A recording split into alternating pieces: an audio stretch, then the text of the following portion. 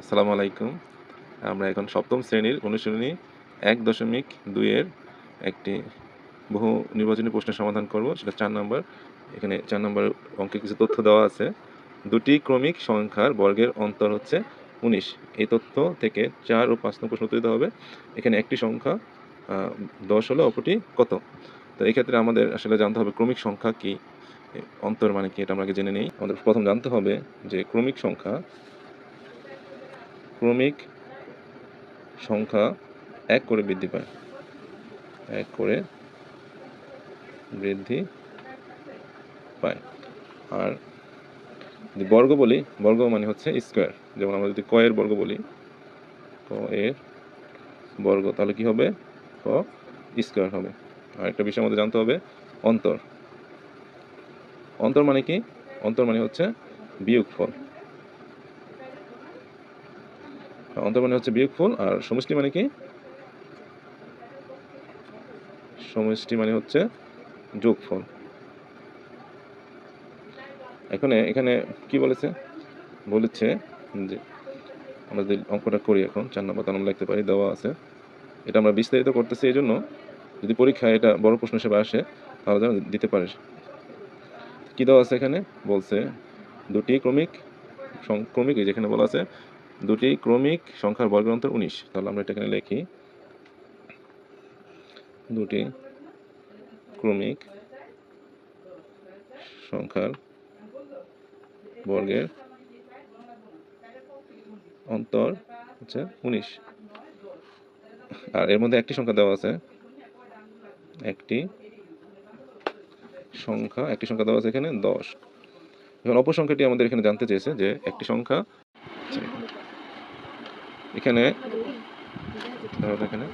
আচ্ছা, একটি সংখ্যা ১০, তাহলে অপর সংখ্যাটি কত? আমরা লিখে, অপর সংখ্যাটা আমরা জানি না, তাহলে আমরা লিখে নিই, মনে করি অপর সংখ্যাটি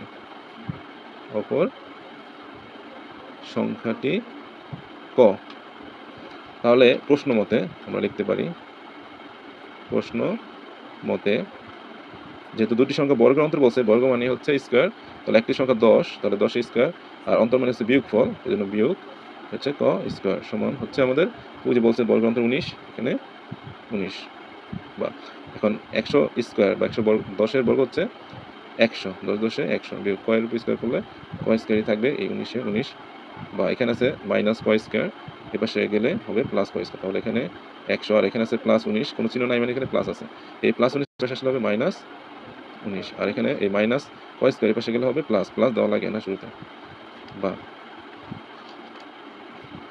এখন ১০০ থেকে যদি ১৯ বিয়োগ করি তাহলে হবে ৮১ বিয়োগ, আর হচ্ছে ক স্কোয়ার।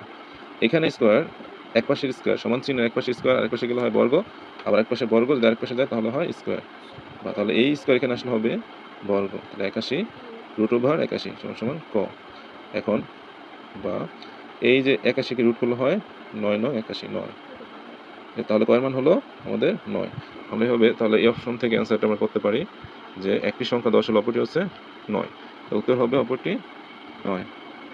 আমরা এই এমসিকিউ নিয়মে করি, খুব দ্রুত করতে পারবো। দুটি ক্রমিক সংখ্যার বর্গের অন্তর দেওয়া থাকলে সংখ্যা দুটি নির্ণয়ের কৌশল বা সূত্র হবে, যেমন বড় সংখ্যাটি নির্ণয়ের সূত্র হবে যে অন্তর যোগ 1/2। এটা হচ্ছে আমাদের দুটি ক্রমিক সংখ্যার বড়টি নির্ণয়ের কৌশল, দুটি ক্রমিক সংখ্যার বর্গের অন্তরের বড়টি নির্ণয়ের কৌশল। ছোট সংখ্যাটি নির্ণয়ের কৌশল হচ্ছে অন্তর বিয়োগ 1/2। যেমন আমরা যদি এই অঙ্কটা করি, তাহলে এই অঙ্কটির অন্তর ছিল হচ্ছে ১৯, আর যোগ 1/2, তাহলে ১৯ আর ১ হচ্ছে ২০, ২০কে ২ দিয়ে ভাগ করলে হয় ১০। আবার এখানে যদি ছোটটি নির্ণয় করি তাহলে ১৯ বিয়োগ 1/2, ১৯ থেকে ১ বিয়োগ করলে ১৮, ১৮কে ২ দিয়ে ভাগ করলে হয় ৯। তাহলে এই তো আমাদের অ্যান্সার খুব দ্রুত করা যায় হবে।